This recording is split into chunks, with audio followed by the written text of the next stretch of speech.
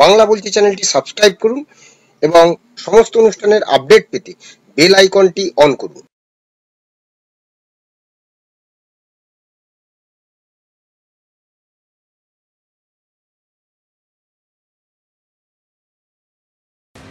Voter তালিকায় গরমিল, 4 সরকারি অফিসারকে সাসপেন্ড, এফআইআর এর নির্দেশ নির্বাচন কমিশনের। এবার নির্বাচন কমিশনকে চিঠি দিলেন মুখ্য সচিব। 4 অফিসারকে নির্বাচনের যাবতীয় কাজকর্ম থেকে তুলে নেওয়া হলো। চিঠিতে এটাই উল্লেখ করেছেন মুখ্য সচিব। ইতিমধ্যেই অভ্যন্তরীণ তদন্ত শুরু হয়েছে জানিয়েছেন মুখ্য সচিব। তদন্ত শেষের পর পরবর্তী পদক্ষেপ কি হবে তা জানানো হবে। মুখ্য সচিবের তরফে এটাই জানানো হয়েছে নির্বাচন কমিশনকে চিঠি দিয়ে। এই অফিসাররা দক্ষ এবং তারা নিষ্ঠাভাবে কাজ করছেন, কিন্তু যে নির্দেশ নির্বাচন কমিশন দিয়েছিল ভোটার তালিকায় গরমিলের অভিযোগে 4 অফিসারকে সাসপেন্ড এবং এফআইআর এর নির্দেশ, তা নিয়ে মুখ্য সচিব এবার নির্বাচন কমিশনকে অর্থাৎ জাতীয় নির্বাচন কমিশনকে যে চিঠি দিয়েছে তাতে উল্লেখ করা হয়েছে 4 অফিসারকে নির্বাচনের যাবতীয় কাজকর্ম থেকে তুলে নেওয়া হলো। ইতিমধ্যেই অভ্যন্তরীণ তদন্ত শুরু হয়েছে। তদন্ত শেষের পর পরবর্তী কি পদক্ষেপ নেওয়া হবে তা জানানো হবে।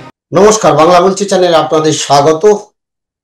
এবিপি আনন্দের যে রিপোর্ট, যে খবর এবং সমস্ত সংবাদ মাধ্যমে যে খবর সেটা শুনলেন, যে নবান্ন বনাম কমিশনের যে বেনজির সংঘাত চলছিল, 4 অফিসারের বিরুদ্ধে এফআইআর কিংবা সাসপেনশনের রাস্তায় হাঁটলই না নবান্ন। না ধরি মাছ না ধরি পানি টাইপের একটা ব্যবস্থা নিল এবং সেই ব্যবস্থায় তারা যেটা বলল যে নির্বাচন কমিশনকে ভোটের কাছ থেকে 2 জনকে অব্যাহতি দেওয়া হয়েছে এবং জানিয়ে সোমবার মুখ্য নির্বাচনী আধিকারিক মনোজ আগরওয়ালকে চিঠি দিয়ে সিদ্ধান্ত জানালেন মুখ্য সচিব মনোজ পান্ত। সোমবার মুখ্য সচিবের তরফে জানানো হয়েছে ওই 4 আধিকারিকের বিরুদ্ধে, অর্থাৎ আমরা যদি দেখি বারুইপুর পূর্ব বিধানসভা কেন্দ্রের ইআরও দেবোত্তম চৌধুরী, সহকারী এইআরও তথাগত মণ্ডল, ময়নার ইআরও বিপ্লব সরকার, এইআরও সুদীপ্ত দাস এবং ডেটা এন্ট্রি অপারেটর সুজরজিৎ হালদারের বিরুদ্ধে এফআইআর দায়েরের সুপারিশ করেছিল কমিশন। এবং ওই আধিকারিকদের বিরুদ্ধে অভিযোগ ছিল যে তারা নিজেদের ঘনিষ্ঠ ডেটা এন্ট্রি অপারেটরদের কিছু গোপন নথি দিয়ে নাম নথিভুক্তিকরণের কাজ করতেন। সেসব ভোটারের নাম হিসেবে তালিকায় সংযোজিত হতো। দিল্লি নির্বাচন কমিশন এই অভিযোগ পাওয়া মাত্র রাজ্যকে পদক্ষেপের নির্দেশ দেয়। সরকারি কাজে অনিয়মের অভিযোগে তাদের বিরুদ্ধে এফআইআর করতে বলে কমিশন। সাসপেন্ডের নির্দেশও দেওয়া হয়েছে। সোমবার মুখ্য সচিবের তরফে জানানো হয়েছে ওই 4 আধিকারিকের বিরুদ্ধে এফআইআর করা হবে না। তাদের মধ্যে 2 জন যথাক্রমে বারুইপুর পূর্বের data entry operator Surajit Haldar ও ময়নার এইআরও সুদীপ্ত দাসকে নির্বাচনী প্রক্রিয়া থেকে অব্যাহতি দেওয়া হয়েছে। মুখ্য সচিবের তরফে জানানো হয়েছে ওই 4 আধিকারিক নিষ্ঠা ও দক্ষতার সঙ্গে দায়িত্ব পালন করেছেন, তাই তাদের বিরুদ্ধে ব্যবস্থা নিলে মনোবল ভেঙে যাবে।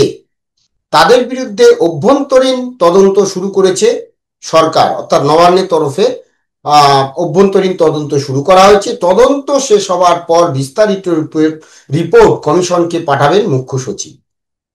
এখন প্রশ্ন, বেলা 3টে পর্যন্ত সোমবার যে ডেডলাইন ছিল, সে ডেডলাইন পার হয়ে যাওয়ার পরে জানা যাচ্ছে যে 2 জনকে তাদের নির্বাচনী কাজ থেকে অব্যাহতি দেওয়া হয়েছে। বাকিরা খুব মানে গুরুত্বপূর্ণ অফিসার এবং তারা প্রচন্ড নিষ্ঠা দক্ষতার সঙ্গে তারা কাজ করেন, দায়িত্ব পালন করছেন, তাই তাদের বিরুদ্ধে ব্যবস্থা নিলে অন্যদেরও মনোবল ভেঙে যেতে পারে। সেই কারণে তাদের বিরুদ্ধে অভ্যন্তরীণ তদন্ত হচ্ছে, তারপরে জানানো হবে। তাহলে এই যে প্রায় বলা যায় না ধরি মাছ না ধুই পানি টাইপের যে ব্যবস্থা নেওয়া হলো এবং নির্বাচন কমিশনের নির্দেশকে কি তাহলে কি একদিকে উপেক্ষা করা হলো? নির্বাচন কমিশনের যে নির্দেশ সেটাকে কি মানা হলো না, নাকি এখানে কোথাও একটা ছোট্ট ওই বলে যে আইনের ফাঁক গলিয়ে রাখা হয়েছে?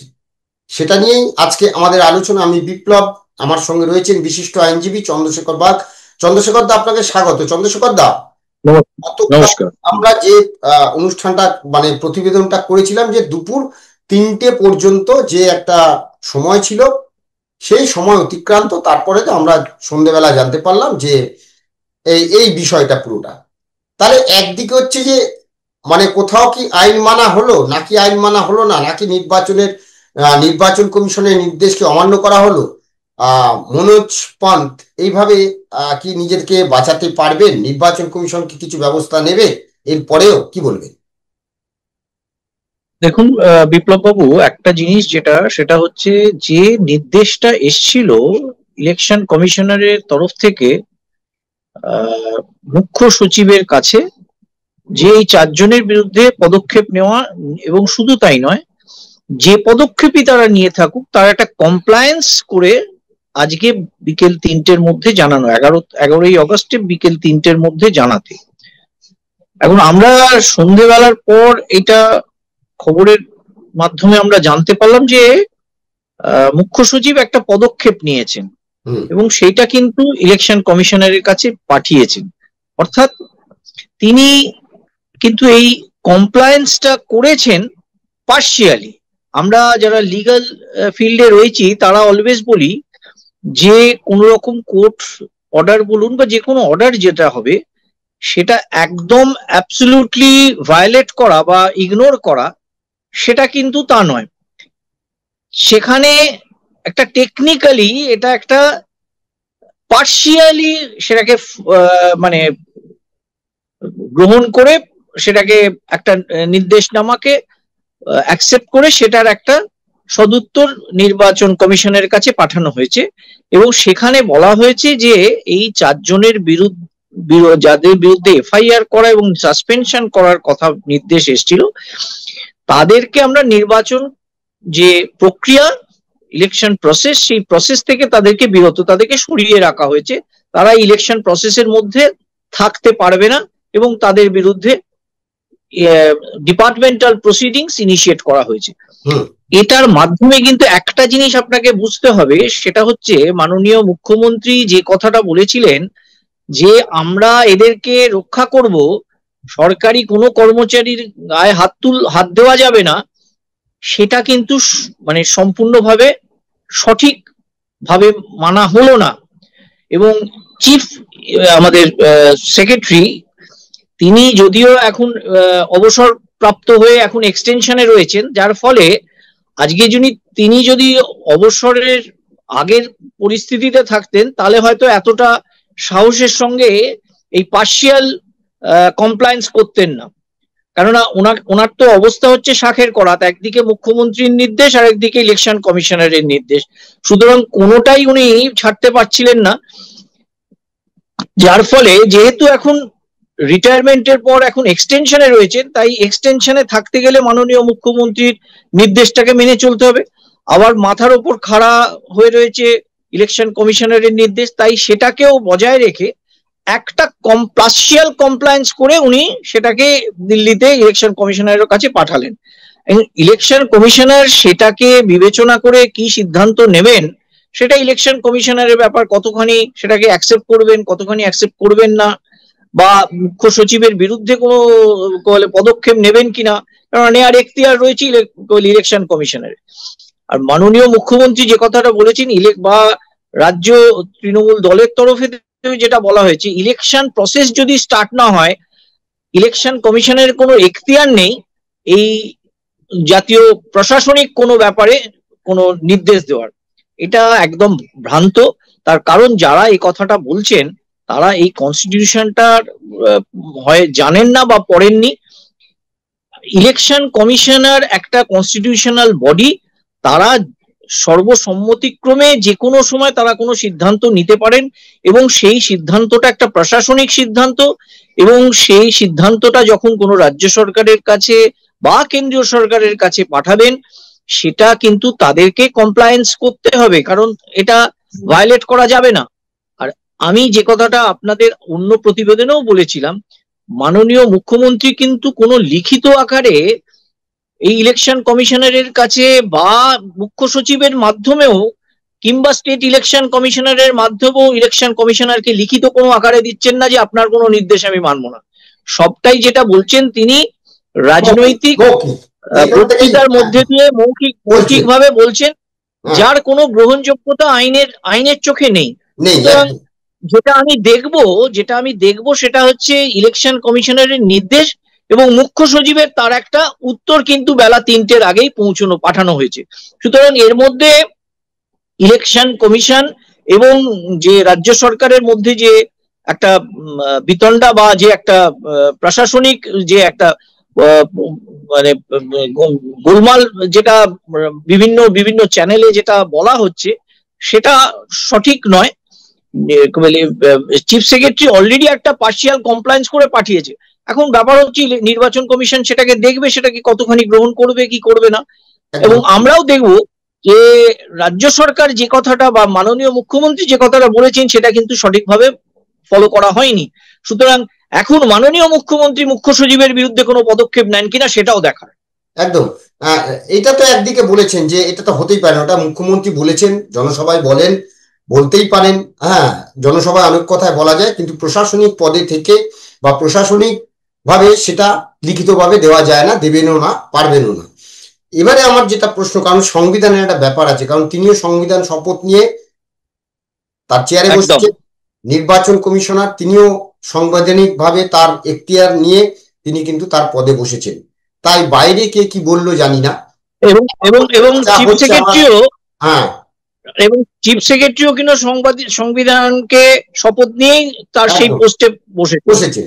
এখান থেকে একটা প্রশ্ন, যে এই যে মানে এই কমপ্লায়েন্সটা যেটা আপনি বললেন, তাহলে কি মুখ্য সচিব এটা মানে ঠিক এই জায়গাটা, ওই যে বলে না আইন আছে, আইনের কোথাও কোথাও ফাঁক থাকে, যেটা লয়াররা খুব ভালো জানেন, এবং সেই লয়াররাই আর কি বলা যায় যে বড় বড় উকিল বা লয়ার, আপনি একজন আইনজীবী। এই জায়গা থেকে আমি প্রশ্ন, যে এই যে মানে এক্সটেনশনে রয়েছেন মুখ্য সচিব, তার মানে তিনি কি ওই এক্সটেনশনের জায়গাটা, মানে তার তো চাকরি শেষ, অবসর তিনি নিয়ে নিয়েছেন, কিন্তু তারপরেও তাকে একটা এক্সটেনশন দেওয়া হয়েছে, তার চাকরি জীবনে যা যা কিছু তিনি সবই পেয়ে গেছেন।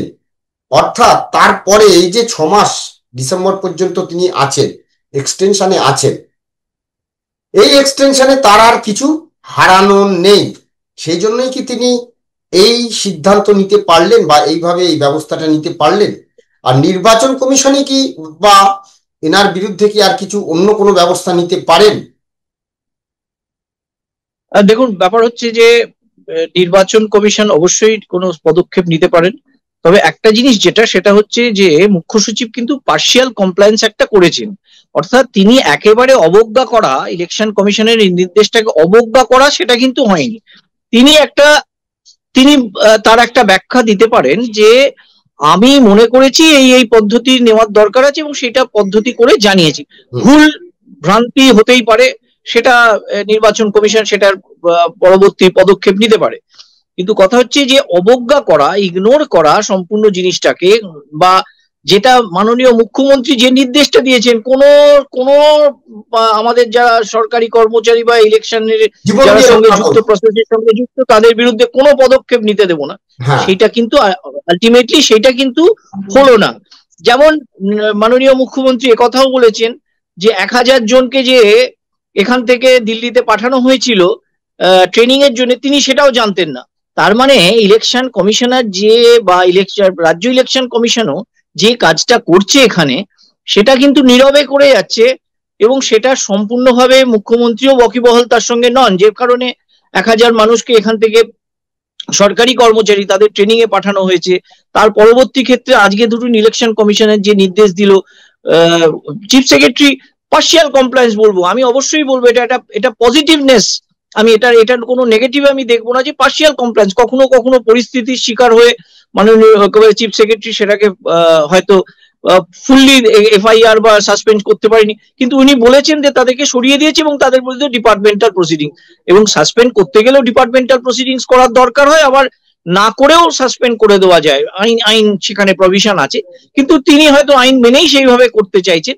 সুতরাং এটা আমি বলবো যে মুখ্য সচিব কিন্তু নির্বাচন কমিশনের কথাটাই শুনেছেন, বরং মাননীয় মুখ্যমন্ত্রীর নির্দেশটাকে, মৌখিক নির্দেশটাকে বা রাজনৈতিক মঞ্চ থেকে যে নির্দেশ দিয়েছেন সেই নির্দেশটাকেই অমান্য করলেন। একদম। আমরা জানি না যে এর পরে কিন্তু নির্বাচন কমিশনের আতস কাচের নিচে আরো অনেকে আছেন যাদের বিরুদ্ধে ব্যবস্থা নেওয়ার ফাইল তৈরি হচ্ছে, যা জানা গেছে, যা সূত্রে খবর। আরো এরকম 25 জন আছেন যাদের বিরুদ্ধে এরকম নানান অভিযোগ উঠছে এবং সংবাদ মাধ্যমে কিন্তু সেগুলো ধীরে ধীরে প্রকাশ পাচ্ছে। তো এখন দেখার যে আগামী দিনে এই মুখ্য সচিব তো থাকবেন ডিসেম্বর মাস পর্যন্ত, তিনি নির্বাচন কমিশনের এর পরের পদক্ষেপগুলো কিভাবে তিনি পালন করেন আমরা তো নিশ্চয়ই নজর রাখবো। আর নির্বাচন কমিশন কি সন্তুষ্ট মুখ্য সচিবের এই ভূমিকায়, সেটা নিশ্চয়ই আগামী 24 ঘন্টার মধ্যে তার কোনো এফেক্ট নিশ্চয়ই আমরা পাবো, আমরা সেদিকেই নজর রাখবো। আর সবথেকে গুরুত্বপূর্ণ যেটা, যে আজকে 12 তারিখে আমাদের যে প্রতিবেদন যাবে, আজকেই কিন্তু SIR নিয়ে নির্বাচন কমিশন বনাম অন্যান্য যারা প্রায় 10টি রাজনৈতিক দল এবং সংস্থা মিলে যে মামলা কিন্তু আগামীকাল সুপ্রিম কোর্টের শুনানি আছে। হ্যাঁ, তো আমরা দেখবো যে বিহারে প্রায় 65 লক্ষ মানুষের নাম বাদ গেছে, কিছু অবজেকশন পড়েনি সেখানে। হ্যাঁ, এখনো কিন্তু 65 লক্ষের নাম বাদ গেছে, কোনো অবজেকশন নেই, অবজেকশন কিন্তু এখনো পড়েনি এবং কোনো দলও সেভাবে কিন্তু কিছু জানায়নি। যা জানা যাচ্ছে সব ভাষা।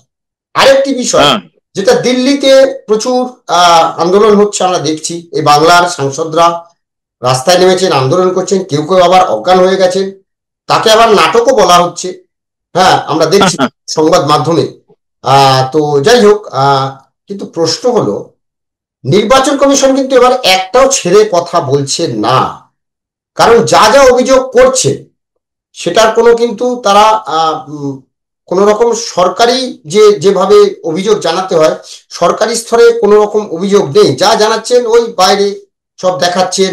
হ্যাঁ, কোথাও তারা মিটিং করে বলছেন এই হয়েছে ওই হয়েছে, এত ভোটার বেশি এত ভোটার কম, কিন্তু তারও প্রত্যেকটা যে জবাব নির্বাচন কমিশনার তাদের ওয়েবসাইটে দিচ্ছে, তাদের সাইটগুলোতে দিচ্ছে, পরিষ্কার জানাচ্ছে এবং প্রত্যেকটা ঘটনার কিন্তু কি পুঙ্খানুপুঙ্খ তারা জানাচ্ছে। বিরোধীরা যা যা অভিযোগগুলো তুলছে, যদিও তারা যেগুলো তুলছে সেগুলো সংবাদ মাধ্যমের সামনে আসছে, কিন্তু তারও জবাব তারা সাথে সাথে সেগুলো। ধন্যবাদ চন্দ্রশেখর দা, আপনাদের সবাই ভালো থাকবেন, নমস্কার।